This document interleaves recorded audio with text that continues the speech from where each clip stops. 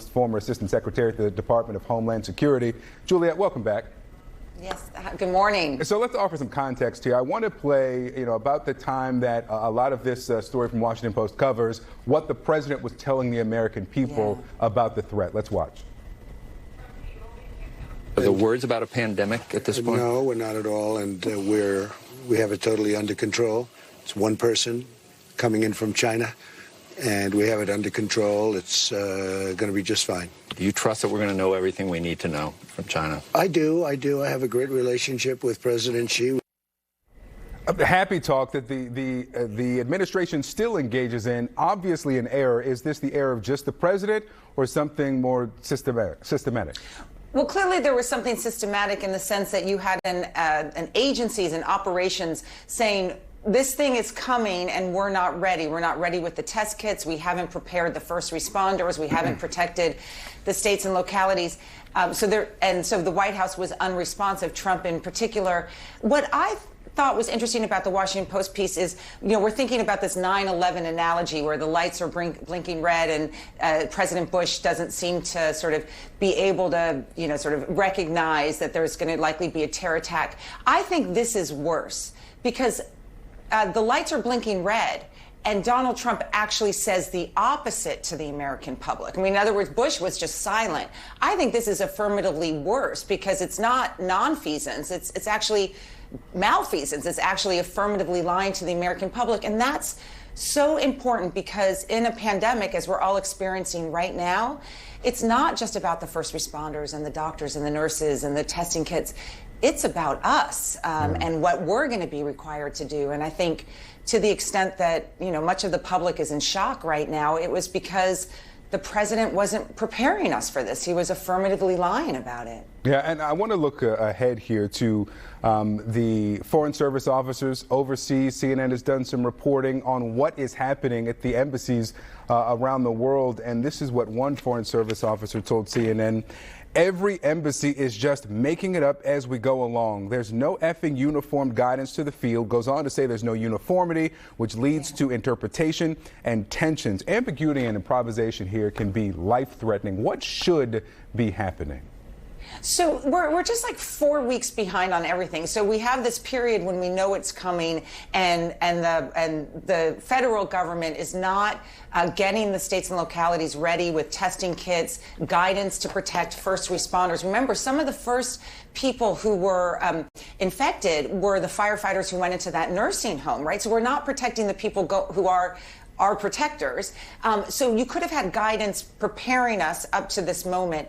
And then, of course, now, which I've been, screaming from the hilltops, this is just unsustainable. You have, big states like California and New York going in one direction. You have other states like Texas who are barely ready to announce social distancing. This is a 50-state disaster. We need a united approach. Otherwise, and because it's a pandemic, it's going to cross borders, state borders easily. And it's that silence. It's that inability for President Trump to sit at those press conferences and say, we're having affirmative, sheltering in place, social distancing across this country for the next couple weeks that has led to not only, I think, this hodgepodge of reactions, but is actually more dangerous. If we're going to flatten the curve, we have to do it together. You can't do it in California and ignore it here in Massachusetts. There's also the vacillation, especially on the Defense Production Act, which we heard yesterday. I want to give people an idea of the varied answers that we heard from the president and then get your reaction. Great. You had a call with Senator Schumer. He says you've now agreed to invoke the Defense Production Act to actually make those medical supplies that hospitals say are in severe shortage.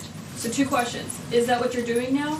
It is. I did it yesterday. We invoked it, I think, the day before. We signed it the evening of the day before and invoked it yesterday. We have a lot of people working very hard to do ventilators and various other things. So you're using it now to tell businesses they need to make ventilators, masks, respirators?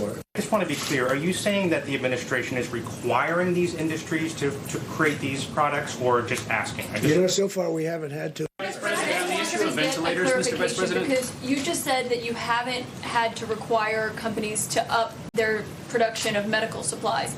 But you said last night you invoked the DPA. No clear answer after No. nearly 90 minutes. Right. So the no clear answer is the answer is no. And so the Defense Production Act allows the president to either take supplies and get them to the front lines, or prioritize manufacturing for these companies to get the respirators, the masks, everything we knew, I should say in the past tense, that we would need. Manufacturing takes a while, so we should have done this weeks ago. The president is clearly trying to fool the American public. He has invoked the Defense Production Act, Manufacturing Act. There's no question about that.